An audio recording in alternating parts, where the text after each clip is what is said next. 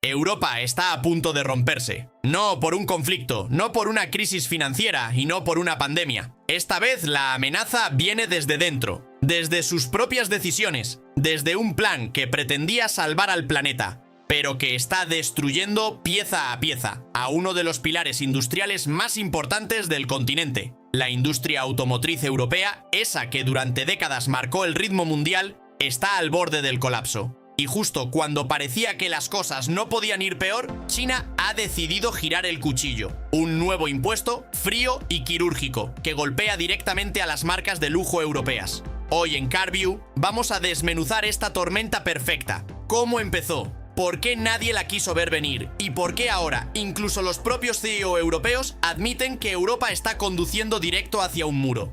Todo esto empezó mucho antes de que aparecieran impuestos, aranceles o declaraciones alarmistas. Lo primero que se rompió en Europa fue la visión. Durante décadas, la industria automotriz europea fue un ejemplo de equilibrio. Motores eficientes, innovación constante, productos fiables y millones de empleos. Un ecosistema que funcionaba como un reloj. Pero la Unión Europea cambió de rumbo. No ajustó la ruta. No calibró prioridades. Cambió de dirección como quien gira de golpe un barco de 100.000 toneladas. De repente, la neutralidad tecnológica desapareció.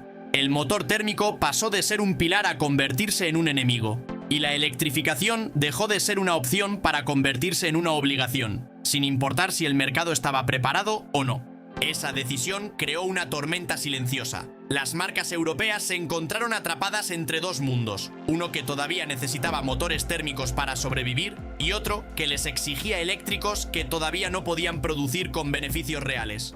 La inversión se disparó, los plazos se acortaron, la presión regulatoria ahogó cualquier margen de maniobra, y mientras Europa imponía más requisitos, el resto del mundo hacía exactamente lo contrario: abrir mercados, reducir costes y dejar que cada país avanzara a su ritmo. Europa aceleró, justo cuando menos podía permitírselo. La situación se volvió tan grave que incluso los directivos, esos que normalmente miden hasta la última palabra que dicen, empezaron a sonar desesperados. El ejemplo más claro es el CEO de Mercedes, Ola Källenius. Un hombre frío, calculador y prudente. Exactamente el tipo de líder que evita titulares incómodos. Pero esta vez no. Esta vez lo dijo abiertamente. Europa va directo contra un muro industrial. No es una metáfora, es un reconocimiento explícito de que la estrategia actual no es sostenible. Källenius no habla por él, habla por todos. Habla por BMW, por Audi, por Stellantis, por Volvo, por Renault y por cualquier fabricante que esté obligado a electrificarse a un ritmo imposible. Los números no cuadran. La adopción real es mucho más lenta que las previsiones políticas. Las infraestructuras no están listas. Los consumidores no pueden asumir el precio de los eléctricos. Y lo que es peor, producir un eléctrico en Europa cuesta más que producir 3 en China. La industria europea está intentando construir el futuro con herramientas del pasado, con materiales que no controla y con competidores que juegan con las reglas de otro mundo. Todo esto se agrava por una fecha que ya es un fantasma en cada sala de reuniones: 2035. El año en el que la Unión Europea quiere terminar con los motores de combustión. A primera vista suena a progreso, pero cuando miras lo que realmente significa, entiendes por qué tantos ingenieros, economistas y directivos temen ese calendario. No es solo dejar de fabricar motores, es dejar de fabricar transmisiones, cajas de cambios, sistemas de escape, inyecciones, turbos, depósitos, lubricantes, líneas completas de producción y cientos de miles de componentes que forman la columna vertebral de toda la industria.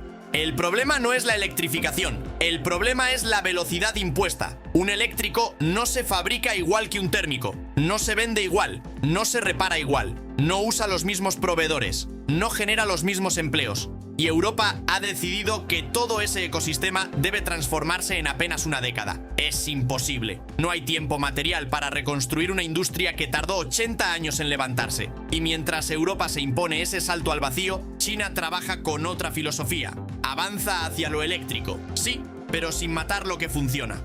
Con híbridos, con térmicos, con flexibilidad total.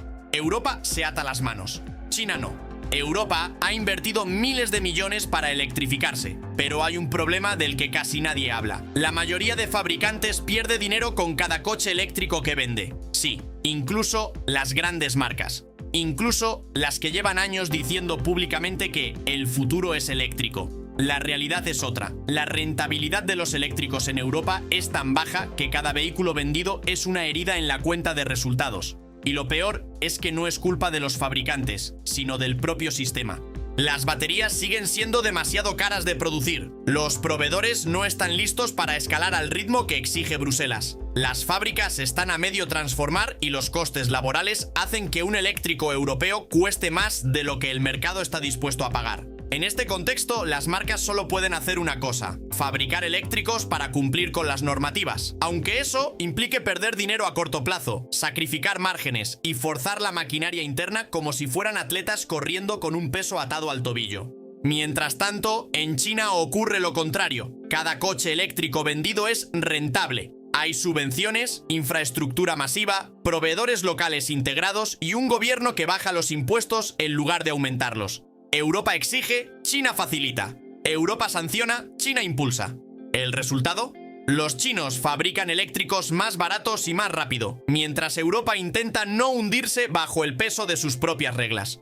Pero el mayor problema está aquí. Los fabricantes europeos están atrapados en un dilema imposible. Si abandonan el motor térmico demasiado rápido, mueren. Y si no lo abandonan, también mueren. Es una trampa perfecta creada por una legislación que no entiende cómo funciona la industria. Para financiar la transición eléctrica, las marcas necesitan vender coches térmicos, porque son los que realmente generan dinero. Pero al mismo tiempo, Europa les está obligando a reducir esos mismos motores que les permiten sobrevivir. Es como si te pidieran construir una casa nueva, pero al mismo tiempo te prohibieran usar las herramientas que necesitas para construirla. La venta de térmicos es la gasolina económica que mantiene viva la industria. Sin ellos, no hay inversión para eléctricos, no hay margen para investigación, no hay músculo financiero para mantener empleos. Y sin embargo, Bruselas continúa apretando el calendario, como si fabricar un motor y fabricar una batería fueran procesos intercambiables.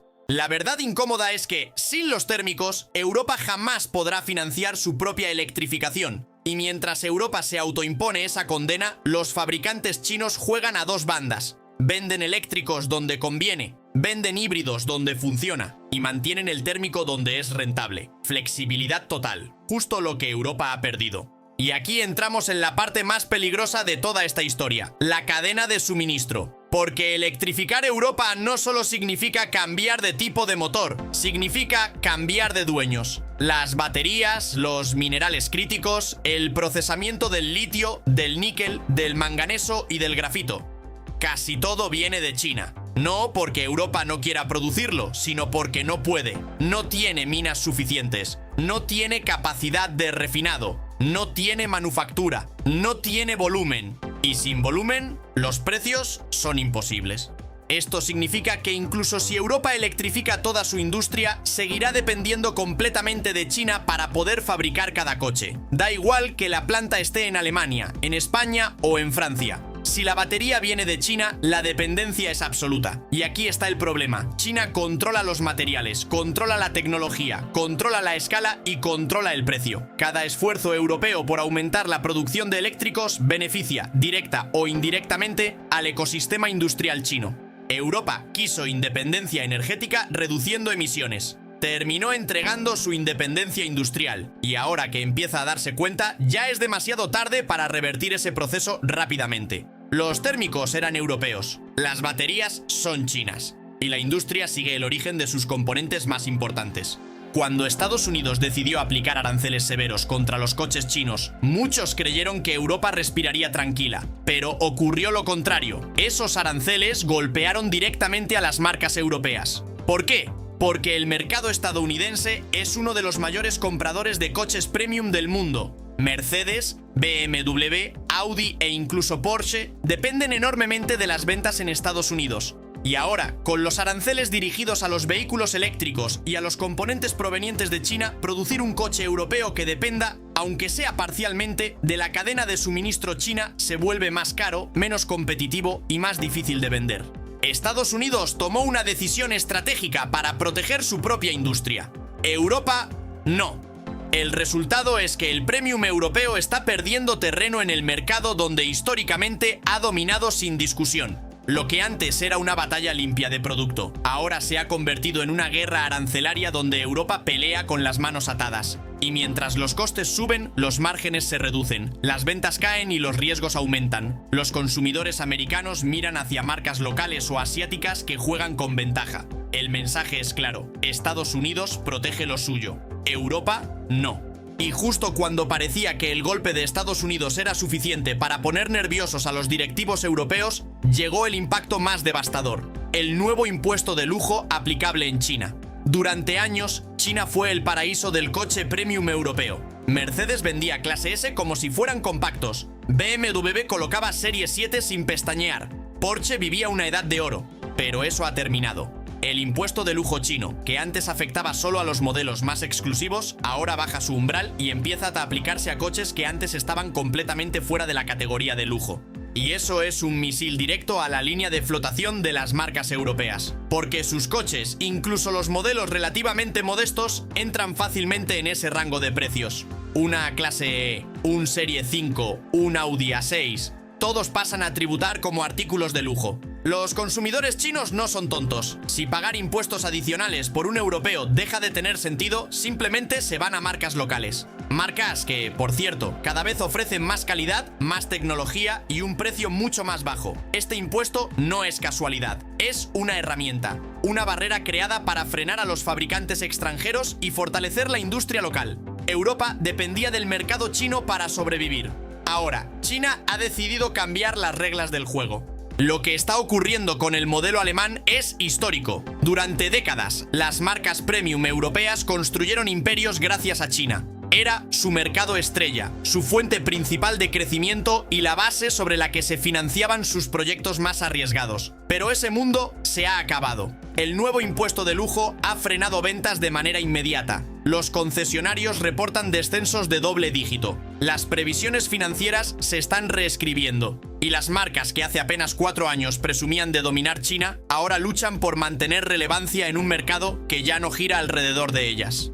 Pero aquí está la parte más dura. China ya no necesita al lujo europeo. No depende de él. Ha creado sus propias marcas premium. Líneas exclusivas que ofrecen tecnología equivalente o superior a la de los alemanes, con interiores futuristas, software avanzado y un precio que baja automáticamente la resistencia del cliente. Y cuando un país deja de necesitarte, deja de protegerte. Lo que antes era una relación estratégica, ahora se convierte en competencia directa. Europa ya no es un socio privilegiado, es un rival desventajado. El derrumbe del modelo alemán no es un accidente, es la consecuencia de una industria que basó su supervivencia en un mercado que nunca controló realmente. Mientras Europa pierde terreno fuera de sus fronteras, algo aún más preocupante ocurre dentro de ellas. Los fabricantes chinos están entrando con fuerza en el propio mercado europeo. Y no llegan tímidamente. Llegan con precios bajos, con modelos eléctricos accesibles, con híbridos enchufables que cumplen normativas sin esfuerzo y con una agresividad comercial que las marcas europeas no pueden igualar.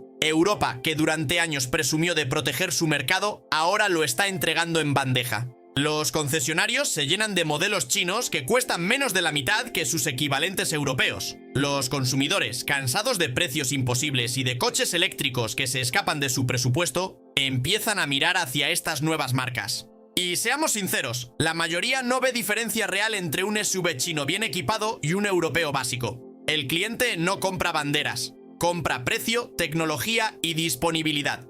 Lo más irónico es que Europa está permitiendo esta invasión, mientras simultáneamente obliga a sus propios fabricantes a electrificarse a un ritmo que favorece precisamente a los competidores chinos. Es como si hubieran diseñado la tormenta perfecta para destruir su propia industria. Mientras China exporta, Europa cierra turnos, reduce producción y pierde capacidad competitiva. Un continente que fue líder se está convirtiendo en cliente. Y eso, en el mundo de la industria, es el principio del fin. Las consecuencias de esta situación ya no son teóricas. Los fabricantes europeos están amenazando con cerrar plantas. Y no es una táctica de presión, es una advertencia real. Stellantis ha insinuado públicamente que producir en Europa podría dejar de tener sentido económico. Mercedes estudia trasladar parte de su producción fuera del continente. BMW analiza escenarios donde algunas fábricas se convierten en centros de ensamblaje reducidos. La espiral ya ha comenzado. ¿Por qué ocurre esto? Porque producir un coche en Europa cuesta demasiado y venderlo es cada vez más difícil. Los salarios son altos, la energía es cara, las normativas son infinitas y la competencia externa es imbatible en precio.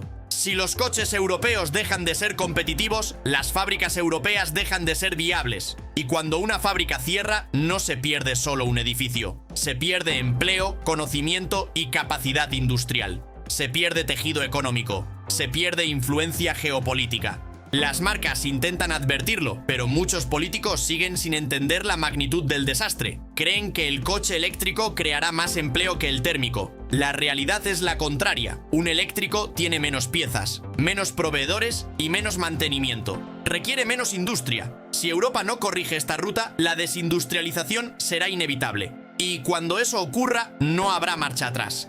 Las marcas intentan advertirlo, pero muchos políticos siguen sin entender la magnitud del desastre. Creen que el coche eléctrico creará más empleo que el térmico. La realidad es la contraria. Un eléctrico tiene menos piezas, menos proveedores y menos mantenimiento. Requiere menos industria. Si Europa no corrige esta ruta, la desindustrialización será inevitable. Y cuando eso ocurra, no habrá marcha atrás. Mientras la industria grita socorro, la Unión Europea intenta reaccionar. Pero cada movimiento parece un parche improvisado. Bruselas discute posibles retrasos en las normas, rebajas fiscales temporales, incentivos a la compra de eléctricos, aranceles contra marcas chinas y hasta un proceso para considerar la neutralidad tecnológica, justo lo que debió hacer desde el principio. Pero todo llega tarde. Europa está atrapada entre dos presiones opuestas. Si mantiene su calendario ecológico, destruye su industria. Si lo frena, admite públicamente que se equivocó. Los gobiernos empiezan a sentir el peso político de la crisis. Se acercan elecciones y nadie quiere ser señalado como el responsable de haber hundido la mayor industria europea. De repente, los discursos climáticos se vuelven más prudentes. Las políticas se revisan, las promesas pierden firmeza. Y las mismas instituciones que hace unos años presumían de liderar el futuro, ahora buscan desesperadamente cómo evitar un colapso industrial de dimensiones históricas. El problema es que ya no se trata solo de coches, es geopolítica, es empleo, es competitividad, es capacidad productiva. La UE se enfrenta a una disyuntiva que jamás debió existir: avanzar hacia un futuro eléctrico sin tener la infraestructura ni la soberanía industrial necesarias. Y ahora que el error es evidente, nadie sabe cuál es el siguiente paso. La gran pregunta es esta: ¿qué pasa si Europa pierde esta guerra industrial? La respuesta no es solo económica, es existencial. La automoción no es un sector cualquiera, es la espina dorsal de la economía europea. Millones de empleos directos e indirectos, miles de proveedores, fábricas que sostienen regiones enteras y una red de innovación que ha definido el estilo de vida europeo durante décadas. Si la industria cae, no solo cae el empleo, cae el modelo económico. Sin una industria fuerte, Europa pierde influencia global, pierde capacidad de negociación, pierde autonomía tecnológica, pierde peso en acuerdos internacionales. Los coches europeos han sido embajadores culturales, símbolos de calidad y motores de riqueza. Si Europa deja de fabricarlos, deja también de exportar prestigio, de atraer inversión y de marcar tendencia. Se convertiría en un continente dependiente de terceros para su movilidad, igual que ya lo es en materia energética o tecnológica.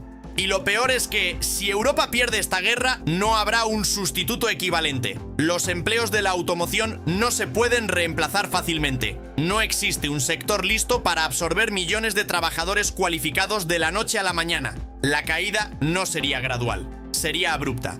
Y cada decisión tomada en los últimos años indica que Europa va caminando hacia ese precipicio sin mirar abajo.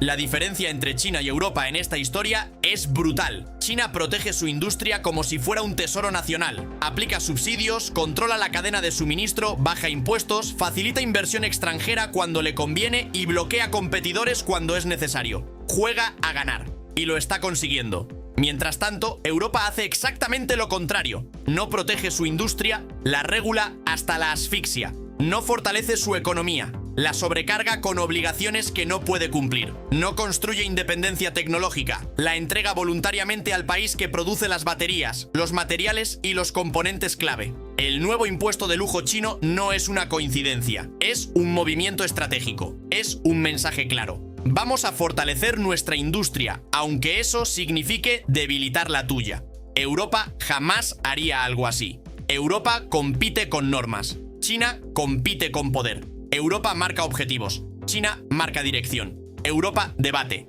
China ejecuta. Y en un mundo donde la velocidad lo es todo, esa diferencia marca quién lidera y quién obedece.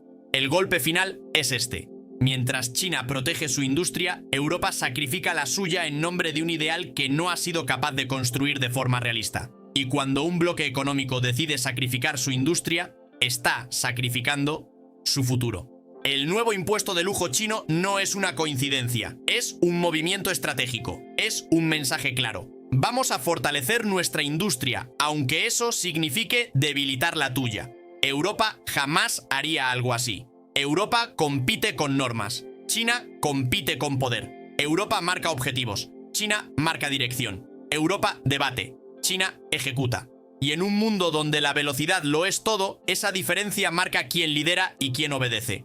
El golpe final es este. Mientras China protege su industria, Europa sacrifica la suya en nombre de un ideal que no ha sido capaz de construir de forma realista. Y cuando un bloque económico decide sacrificar su industria, está sacrificando su futuro.